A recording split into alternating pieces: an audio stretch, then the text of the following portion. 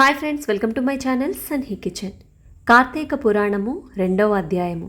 సోమవార వ్రతమహిమ. సోమవార వ్రతమహిమచే కుక్క కైలాసమేగుట. కార్తీక పురాణము.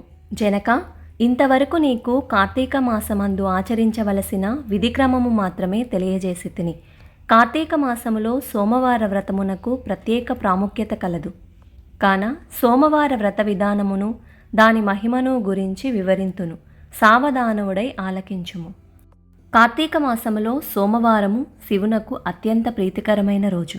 ఆ రోజున స్త్రీ గాని పురుషుడు గాని ఏ జాతి వారైనా గాని రోజంతయు ఉపవాసముండి నదీ స్నానము చేసి తమ శక్తి కొలది దానధర్మములు చేసి నిష్ఠతో శివదేవునకు బిల్వపత్రాలతో అభిషేకం చేసి సాయంత్రము నక్షత్ర దర్శనము చేసిన తర్వాత భుజించవలయును. ఈ విధముగా నిష్ఠతో నుండి ఆ రాత్రంతయు జాగరణ చేసి పురాణ పఠనమునరించి తెల్లవారిన తరువాత నదికి వెళ్ళి స్నానమాచరించి తిలాదానము చేసి తమ శక్తి కొలది పేదలకు అన్నదానము చేయవలెను. అటుల చేయలేని వారు కనీసము 3 బ్రాహ్మణులకైనను తృప్తిగా భోజనం పెట్టి తాము భుజించవలెను. ఉండగలిగిన వారు సోమవారము నాడు 2 పూటలా భోజనము గాని ఏ విధమైన పలహారము గాని తీసుకోకుండా ఉండుట మంచిది. ఇట్లు కార్తీక మాసమందు వచ్చు సోమవార వ్రతమును చేసిన ఎడల పరమేశ్వరుడు కైలాస ప్రాప్తి కలిగించి శివసన్నిధికి చేర్చును. భర్తలేని వితంతువు సోమవార వ్రతమును ఆచరించి శివపూజ చేసినచో కైలాస ప్రాప్తియు, విష్ణు పూజ చేసినచో వైకుంఠ ప్రాప్తియు నొందును. దీనికి ఉదాహరణముగా ఒక ఇతిహాసము కలదు. దానిని నీకు తెలియజేయుదును, శ్రద్ధగా వినుము. పూర్వకాలమున కాశ్మీర దేశములో ఒక బ్రాహ్మణుడు కలడు.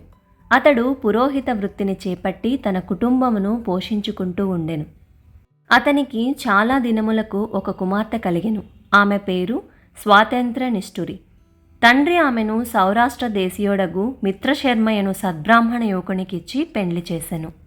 ఆ బ్రాహ్మణ యువకుడు 4 వేదములు శాస్త్రములు అభ్యసించిన వాడైనందున సదాచార పారాయణుడై ఉండెను.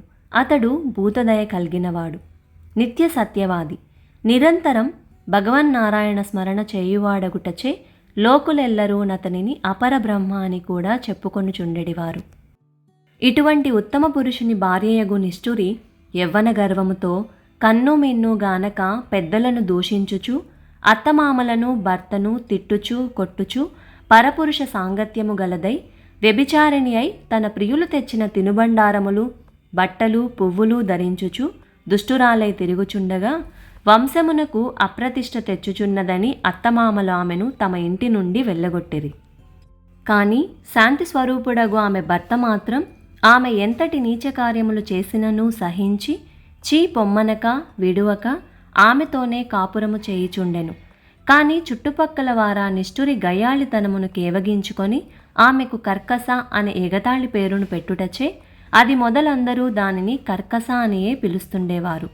ఇట్లు కొంతకాలము జరిగిన పైన ఆ కర్కస ఒకనాటి రాత్రి ఏకశయ్యపై తన భర్త గాఢ నిద్రలోనున్న సమయమును చూచి మెల్లగా లేచి తాళి కట్టిన భర్తయన్న విచక్షణ గాని దయాదాక్షిణ్యాలు గాని లేక ఒక బండరాతిని తెచ్చి అతని తలపై గట్టిగా కొట్టినది. వెంటనే అతడు చనిపోయెను. ఆ మృతదేహమును ఎవరి సహాయము అక్కరలేకనే అతి రహస్యంగా దొడ్డిదారిన తీసుకుని పోయి ఊరి చివరనున్న పాడుబడ్డ నూతిలో పడవేసి పైన చెత్తా చెదారములతో నింపి ఏమీ ఎరుగని దానివలే ఇంటికి వచ్చెను. ఇక తనకు ఏ ఆటంకములు లేవని ఇంకా విచ్చలివిడిగా సంచరించుచు తన సౌందర్యం చూపి ఎందరినో క్రీగంటనే వశపరుచుకొని వారి వ్రతమును పాడు చేసి నానాజాతి పురుషులతో రమించుచు వర్ణసంకరురాలయ్యెను. అంతియేగాక పడుచు కన్యలను భర్తలతో కాపురము చేయుచున్న పడుచులను తన మాటలతో చీరదీసి వారికి కూడా దుర్బుద్ధులు నేర్పి పాడు చేసి విటులకు తార్చి ధనార్చన కూడా చేయసాగెను. జనక మహారాజా, యవ్వన బింకము ఎంతో కాలముండదు గదా. కాలమొక్క రీతిగా నడవదు. క్రమక్రమముగా ఆమెలోని యవ్వనము నశించినది. శరీరమందు మేహవ్రణములు బయలుదేరినవి. ఆ వ్రణముల నుండి చీము రక్తము రసికారుట ప్రారంభమయ్యెను. దానికి తోడు శరీరమంతా కుష్ఠువ్యాధి బయలుదేరి దుర్గంధము వెడులుచున్నది. దినదినము శరీర పటుత్వము కృశించి కురూపి అయి భయంకర రోగముతో బాధపడుచున్నది. ఆమె యవ్వనములో నుండగా ఎన్నో విధాల తృప్తి కలిగించిన విటులు ఏ ఒక్కరూ ఇప్పుడు ఆమెను తొంగి చూడరైరి. ఆ పరిసర ప్రాంతానికి వెళ్లిన ఎడల తమ నెటులైనను పలకరించునని ఆ వీధి ముఖమైన చూడకుండిరి. కర్కస ఇటుల నరక బాధలు అనుభవించుచు పురుగులు పడి కొంతకాలమునకు చనిపోయినది. బ్రతికినన్నాళ్ళు ఒక్కనాడైనా పురాణ శ్రవణమైనను చేయని పాపిష్టురాలు గదా. చనిపోయిన వెంటనే భయంకరులైన యమభటులు ఆమెను తీసుకొని పోయి ప్రేతరాజగు యముని సన్నిధిలో నుంచగా యమధర్మరాజు చిత్రగుప్తుల వారిచే ఆమె పాపపుణ్యముల జాబితాను చూపించి, భటులారా, ఈమె పాప చరిత్ర అంతింత కాదు. వెంటనే ఈమెను తీసుకువెళ్లి ఎర్రగా కాల్చిన ఇనుప స్తంభమునకు కట్టబెట్టుడు అని ఆజ్ఞాపించెను. విటులతో సుఖించినందుకు గాను యమభటులామెను ఎర్రగా కాల్చిన ఇనుప స్తంభమును కౌగిలించుకోమని చెప్పిరి. భర్తను బండరాతితో కొట్టి చంపినందుకు గాను ఇనప గదలతో కొట్టిరి. పతివ్రతలను వ్యభిచారిణులుగా చేసినందుకు సలసల క్రాగిన నూనెలో పడవేసిరి. తల్లిదండ్రులకు అత్తమామలకు అపకీర్తి తెచ్చినందుకు సీసము కరిగించి నోటిలోనూ చెవిలోనూ పోసి ఇనుప కడ్డీలు కాల్చి వాతలు పెట్టిరి. తుదకు కుంభీపాకమును నరకములో వేయగా అందు ఇనప ముక్కులు గల కాకులు, విషసర్పాలు, తేళ్లు, జెర్రులు కుట్టినవి. ఆమె చేసిన పాపములకు ఇటు 7 తరాల వాళ్ళు అటు 7 తరాల వాళ్ళు నరకబాధలు పడుచుండిరి. ఈ ప్రకారముగా నరకబాధలను అనుభవించి కడకు కళింగ దేశమున కుక్క జన్మ ఎత్తి ఆకలి బాధ పడలేక ఇల్లిల్లు తిరుగుచుండగా కర్రలతో కొట్టువారు కొట్టుచు తిట్టువారు తిట్టుచు తరుమువారు తరుముచూ ఉండిరి. ఇట్లుండగా ఒకానొకనాడు శ్రోత్రియ బ్రాహ్మణుడు కార్తీక సోమవార వ్రతమాచరించి ఉపవాసముండి సాయంత్రము నక్షత్ర దర్శనము చేసి బలియన్నమును అరుగుపై పెట్టి కాళ్ళు చేతులు కడుక్కొనుటకై లోనికేగిన సమయమున ఈ కుక్క వచ్చి ఆ బలియన్నమును తినెను. వ్రతనిష్ఠాగరిష్ఠుడైన ఆ విప్రుని పూజా విధానముచే జరిపించిన బలియన్న మగుట చేతను ఆ రోజు కార్తీక మాస సోమవార మగుట వలనను కుక్క ఆ రోజంతయు ఉపవాసముతో ఉండుట వలనను శివపూజ పవిత్ర స్థానమైన ఆ ఇంట దొరికిన ప్రసాదము తినుట వలనను ఆ సునకమునకు జన్మాంతర జ్ఞానం ఉద్భవించెను. వెంటనే ఆ సునకము, విప్రకులోత్తమ, నన్ను కాపాడుము అని మొరపెట్టుకొనెను. ఆ మాటలు బ్రాహ్మణుడు ఆలకించి బయటకి వచ్చి చూడగా కుక్క తప్ప అన్యులెవరూ లేనందున లోనికేగెను. మరలా రక్షింపుము రక్షింపుము అని కేకలు వినపడెను.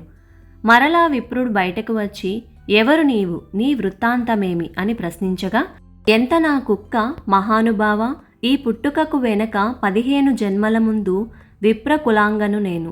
వ్యభిచారిణినై అగ్నిసాక్షిగా పెండ్లాడిన భర్తను చంపి వృద్ధాప్యంలో కుష్ఠురాలినై తనువు చాలించిన తరువాత యమదూతల వల్ల మహానరకం అనుభవించి నా పూర్వీకుల పుణ్యఫలము వల్ల ఈ జన్మలో కుక్కనైతిని. ఈరోజు మీరు కార్తీక సోమవార వ్రతము చేసి ఇచ్చట ఉంచిన బలియన్నమును తినుట వలన నాకీ జ్ఞానోదయము కలిగినది. కావున ఓ విప్రోత్తమ, నాకు మహోపకారంగా మీరు చేసిన కార్తీక సోమవార వ్రతఫలమొకటి ఇచ్చి నాకు మోక్షము కలిగించమని ప్రార్థించుచున్నాను అని వేడుకొనగా, కార్తీక సోమవార వ్రతములో చాలా మహత్యమున్నదని గ్రహించి ఆ బ్రాహ్మణుడు ఒక సోమవారం నాటి ఫలమును ఆమెకు దారబోయగా వెంటనే ఒక పుష్పక విమానము అక్కడికి వచ్చెను. ఆమె అందరికీ వందనము చేసి అక్కడి వారందరూ చూచుచుండగానే ఆ విమానమెక్కి శివ సాన్నిధ్యము కేగెను. వింటివా జనక మహారాజా, కావున నీవును ఈ కార్తీక సోమవార వ్రతమాచరించి శివ సాన్నిధ్యమును పొందమని వశిష్ఠుల వారు హితబోధ చేసిరి. స్కాంద పురాణ అంతర్గత వశిష్ఠ ప్రోక్త కార్తీక మహత్యమందలి 2వ అధ్యాయము 2వ రోజు పారాయణము సమాప్తము. వీడియో నచ్చితే ఫ్రెండ్స్ అండ్ ఫ్యామిలీకి షేర్ చేయండి, అలానే లైక్ చేయండి. Thank you for watching.